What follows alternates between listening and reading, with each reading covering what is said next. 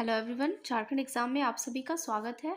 आज हम लोग आसियान के बारे में, उसकी past, present and future everything इस वीडियो में जानने वाले हैं। ठीक है, तो इसके लिए ज़रूरी है कि आप वीडियो पे एंड तक बने रहें। ठीक है, तो चलिए वीडियो शुरू करने से पहले अगर आप हमारे चैनल पे नए हैं तो प्लीज़ चैनल को सब्सक्राइब कर दीजिए और बेल आइकन भी प्रेस कर दीजिए, क्योंकि जब भी वीडियोस अपलोड हो तो आपको उसकी नोटिफिकेशन मिलती रहे। ठीक है, तो चलिए अब शुरू करते हैं। देखिए, आसियान के बारे में हम लोग जानने वाले हैं। तो सबसे पहले हम लोग आसियान का फुल फॉर्म जानते हैं। ठीक है, association of south east Asian nation, यानी ये जो है क्या है, दक्षिणी पूर्व जो एशियन नेशन यानी कि एशिया के जो राष्ट्र हैं उनका ये संगठन है। ठीक है, association of south east Asian Nations, ये इसकी फुल फॉर्म हो गई।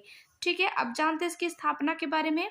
तो देखिए, 8 अगस्त 1967 में, ठीक है, 1967 को बैंकॉक, थाईलैंड, जो कि थाईलैंड देश में जो कि पड़ता है, ठीक है, तो वहाँ पे आसियान घोषणा या बैंकॉक घोषणा से आसियान की स्थापना हुई थी। ठीक है, तो यानी कि आसियान की स्थापना कब हुई? तो 8 अगस्त 1967 में। कहाँ पे हुई? तो थाईलैंड के बैंकॉक में। थाईलैंड की ये राजधानी है बैंकॉक, तो वहीं पे हुई है आसियान की स्थापना। ठीक है, नेक्स्ट है हमारा कि एक राजनीतिक एवं आर्थिक संगठन है। अगर पूछा जाए कि आसियान किस तरह का संगठन है, तो ये एक राजनीतिक एवं आर्थिक संगठन है। इसका मुख्यालय कहाँ पे है? तो ये जकार्ता में है, जो कि इंडोनेशिया में पड़ता है। ठीक है, यानी इंडोनेशिया के जकार्ता में। इंडोनेशिया की राजधानी है जकार्ता, वहीं पे इसका मुख्यालय है। किसका? तो आसियान का। ठीक है, अब बात करते हैं उसके संस्थापक सदस्य की, यानी कि जब इसकी स्थापना हुई थी तो कौन कौन से देश से मिलकर के इसकी स्थापना मतलब किए थे। ठीक है, तो यहाँ पे देखिए, ये टोटल जो है ना 5 कंट्रीज है यहाँ पे। पहला आपका इंडोनेशिया, फिर मलेशिया, फिलीपींस, सिंगापुर, थाईलैंड। ठीक है, इंडोनेशिया, मलेशिया, फिलीपींस, सिंगापुर और थाईलैंड, ये 5 कंट्री थे जब इसकी स्थापना हो रही थी। तो इन 5 कंट्री ने मिलकर ही उसकी स्थापना की थी। ठीक है, नेक्स्ट है हमारा कि वर्तमान में जो आसियान के 10 सदस्य हैं। ठीक है, वर्तमान में आसियान के 10 सदस्य, जब स्थापना हुई थी उस वक्त 5 थे, लेकिन अभी जो है टोटल 10 कंट्रीज है। ठीक है, पहला आपका ब्रुनई, फिर है Cambodia, Indonesia, Laos, Malaysia, Myanmar, Philippines, Singapore, Thailand, Vietnam. ठीक है, ये टोटल 10 कंट्रीज अभी प्रेजेंट में है। ठीक, अब देखते हैं यहाँ पे कि देखिए, कंबोडिया जो है ये 1999 में आसियान का 10वां सदस्य बना है। ठीक है, तो सबसे लास्ट में जो इसके कंट्रीज जो ज्वाइन किया है वो है कंबोडिया। ठीक है, ये सबसे लास्ट में आया है, ये 10वां राष्ट्र है। कब आया है? तो ये 1999 में ये ऐड हुआ है इसमें। ठीक है, तो ये एक बात हो गई। अब चलिए जानते हैं आगे कि इसका उद्देश्य क्या है, यानी कि जो ये आसियान जो बनाया गया संगठन, इसका उद्देश्य क्या है, किस उद्देश्य से ये बनाया गया है। ठीक है, तो देखिए यहाँ पे कि क्षेत्रीय स्तर पर आर्थिक, सामाजिक तथा सांस्कृतिक विकास एवं क्षेत्रीय शांति तथा स्थिरता को बढ़ावा देना इसका जो है उद्देश्य है। ठीक है, क्षेत्रीय स्तर पर आर्थिक, सामाजिक तथा सांस्कृतिक विकास एवं क्षेत्रीय शांति तथा स्थिरता को बढ़ावा देना इसका उद्देश्य है। ठीक है, अब हम लोग जानते हैं इसके आधारभूत सिद्धांत के बारे में। तो इसका आधारभूत सिद्धांत देखते हैं हम लोग कि आसियान का जो आदर्श वाक्य यानी कि जो उसका मोटो है वो क्या है? तो एक दृष्टि, एक पहचान, एक समुदाय। ठीक है, मोटो आप याद रखेंगे, एक दृष्टि, एक पहचान, एक समुदाय।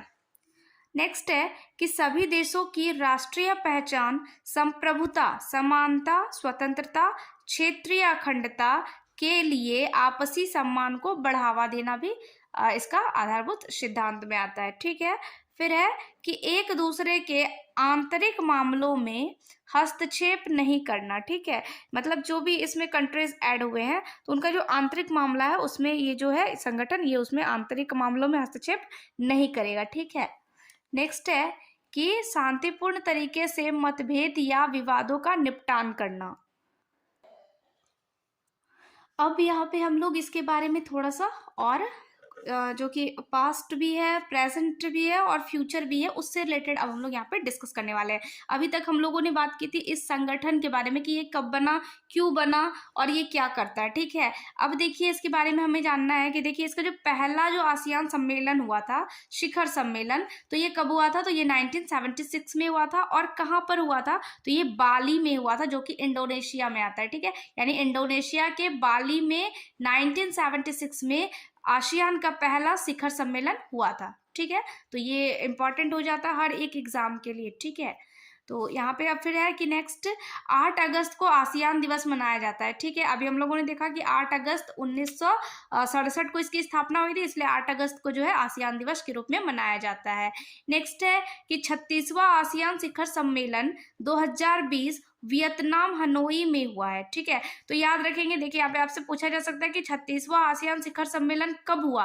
तो ये हुआ है देखिए आपका 2020 में। कहाँ पे हुआ है? तो वियतनाम की राजधानी हनोई में हुआ है, ठीक है। और ये जो शिखर सम्मेलन था ये वर्चुअली था, मतलब कि ये जो है मतलब वीडियो कॉन्फ्रेंसिंग के द्वारा ये शिखर सम्मेलन हुआ था, ठीक है, कोविड के कारण से, ठीक है।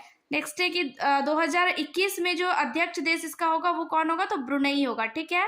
तो ये 2020 में था 36वां आसियान शिखर सम्मेलन और 2021 में इसकी अध्यक्षता जो करेगा वो होगा ब्रुनेई, ठीक है। फिर है इसके अध्यक्ष, यानी कि आसियान के अध्यक्ष अभी कौन है? तो ये है ली सिन लुंग, ली सिन लुंग। फिर इसके महासचिव कौन है? तो ये है लीम जैक होई, लीम जैक होई। नेक्स्ट है कि आसियान शिखर सम्मेलन साल में 2 बार आयोजित किया जाता है, ठीक है। तो ये भी एक इम्पॉर्टेंट चीज है कि आपको याद रखना है कि साल में जो है आसियान का शिखर सम्मेलन कितनी बार आयोजित होता है? तो वो 2 बार होता है। नेक्स्ट है कि 36वां आसियान शिखर सम्मेलन 2020 की थीम क्या थी, ठीक है। ये भी मोस्ट इंपॉर्टेंट क्वेश्चन है जो कि आपके एग्जाम में बन सकते हैं। तो थीम देख लीजिए इसका, cohesive and responsive Asian, cohesive and responsive Asian. ये जो है 36वें आसियान शिखर सम्मेलन की थीम थी, 2020 की ये थीम है, ठीक है। और इसकी अध्यक्षता किसने की थी 2020 में? तो देखिए वियतनाम के हनोई में हुआ था। तो वहाँ के जो प्रधानमंत्री थे, वियतनाम के प्रधानमंत्री, उनका नाम देख लीजिए, गुएन जुआन फुक, गुएन जुआन फुक नाम आप याद रखेंगे। ये है वियतनाम के प्रधानमंत्री और इन्होंने ही 2020 में यानी कि 36वां जो शिखर सम्मेलन हुआ था उसमें इन्होंने अध्यक्षता की थी। तो ये थे आपके आसियान से रिलेटेड कुछ इंपॉर्टेंट क्वेश्चन जो कि आपके एग्जाम के लिए काफी इंपॉर्टेंट है। तो आई होप कि आपको ये वीडियो अच्छा लगा होगा, और वीडियो अच्छा लगा तो प्लीज ज्यादा से ज्यादा शेयर कीजिएगा और लाइक करना मत भूलिएगा। Thank you for watching.